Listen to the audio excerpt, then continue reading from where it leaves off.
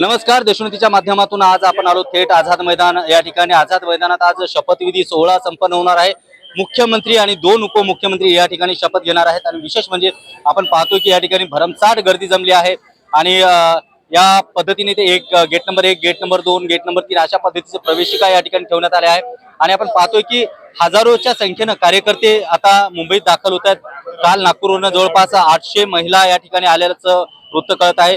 भाजपा त्याच पद्धतीने शिवसेना आणि राष्ट्रवादी अजित पवार गट यांचेही कार्यकर्ते या ठिकाणी मोठ्या प्रमाणात दाखल होत आहेत आणि आज जो जल्लोष या ठिकाणी आहे सगळ्यांच्या वतीने जल्लोष साजरा केला जातो. मॅडम कुठून आलात आपण? डोंबिवली.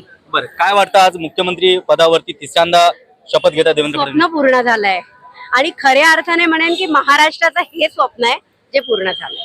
अगदी आज आपण पाहतो या ठिकाणी एवढं वातावरण गरम जरी असेल तरी आज या ठिकाणी अशा पद्धतीनं आज सोहळ्यासाठी वेगवेगळ्या परिसरातून या ठिकाणी कार्यकर्ते दाखल होतात, पदाधिकारी दाखल होतात.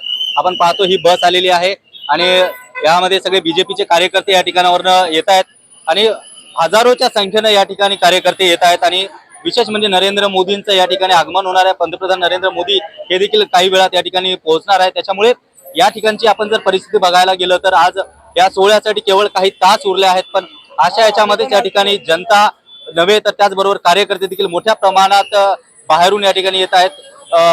या ठिकाणी सतर्कता म्हणून आजूबाजूचे सगळे उपहारगृह झाले किंवा आजूबाजू छोटे मोठे स्टॉल्स झाले, हे स्टॉल्स या ठिकाणी बंद ठेवण्यात आले.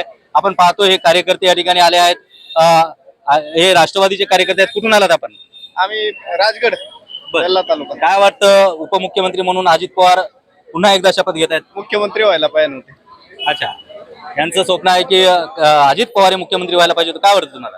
हा, आमचं इथे स्वप्न आहे. आम्ही राजगड तालुक्यातून आलोय आणि अजितदादांचं महाराष्ट्रात बघितलं तर तसं मोठं कार्य आहे आणि आमच्या तालुक्याचं राजगड नाव करण्यात अजितदादांनी अग्रेसर भूमिका घेतली आणि त्या सर्वाला यश आलं.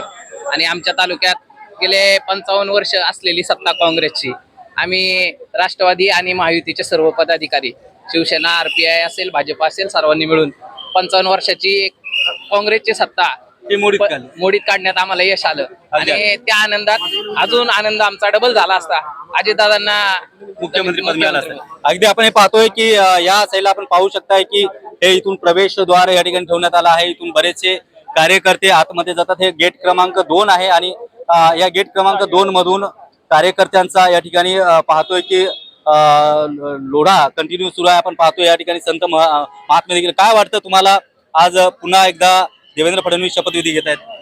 खूप आनंद आहे. आपल्या हिंदू धर्माकरता त्यांनी घेतलेला निर्णय आणि आज मुख्यमंत्री पदावरती बसल्यानंतर माझी एक अपेक्षा आहे की हिंदू धर्माच्या आणखी चांगला प्रतिसाद मिळेल त्यांना आणि भविष्य कालखंडामध्ये आणखी त्यांना प्रेरणा मिळेल. काय वाटतं तुम्हाला शपथविधीसाठी आलात? नाही, अतिशय आनंद आहे.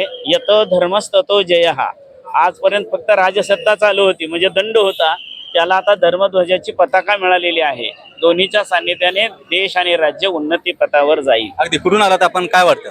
आम्ही कपिलदार वरून आलेला आहे, डॉक्टर विरूपाक्ष शिवाचार्य. परत रामराज्य उभा करण्याचे हा संकेत आहे आणि काळाची गरज आहे. विश्वामध्ये जर बघतो तर भारताची संस्कृती अत्यंत प्राचीन आहे. त्या प्राचीन संस्कृतीला पुनरुत्थान करण्याची गरज आहे आणि देवाभाऊ जे आहेत या माध्यमातून जो आहे नक्कीच हे करतील, आम्हाला आशा आहे. अगदी आपण पाहतो संत महात्मे देखील या ठिकाणी आले आहेत, बरेचसे कार्यकर्ते या ठिकाणी आले आहेत. काय कुठून आलात आपण? सोलापूर, मोहोळ तालुका. बरं, काय वाटतं फडणवीस पुन्हा एकदा मुख्यमंत्री पदावरती बसतात? 100% मुख्यमंत्री पदावर देवेंद्रजी फडणवीस विराजमान होणार आहे.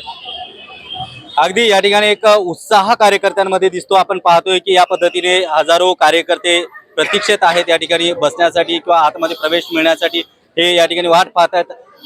प्रत्येकाला प्रवेश देणं शक्य नसेल तरी या ठिकाणी बरेचसे कार्यकर्ते एकत्रित या ठिकाणी शपथविधी सोहळ्याला या ठिकाणी हजेरी लावताना चित्र या ठिकाणी बघायला मिळत आहे. Cameraman methyl तेरसेसह Swapnil दुधारे, Deshonnati news, Mumbai.